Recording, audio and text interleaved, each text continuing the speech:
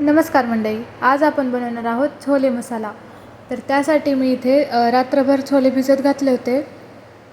त्यानंतर कुकरमध्ये 1 ग्लास पाणी टाकले, भिजवलेले छोले टाकून घेतलेत आणि काही खडे मसाले घेतलेत।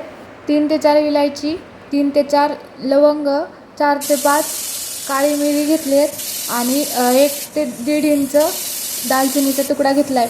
तमालपत्र घेतले 2।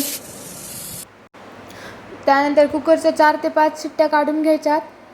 इथे 2 कांदे घेतलेत मी मीडियम साईजचे कट करून, छान फ्राय करून घ्यायचेत।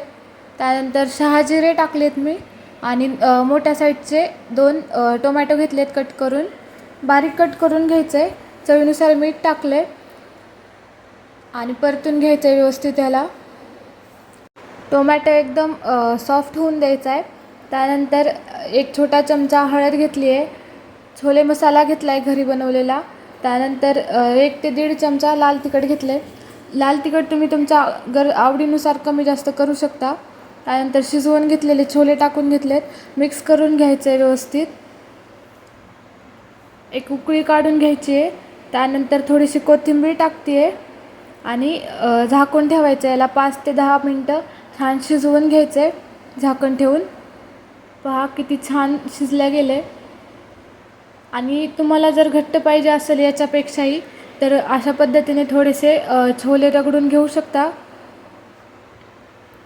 ग्रेव्ही घट्ट होते त्याने अजून। तर पहा आपला छोले मसाला तयार आहे।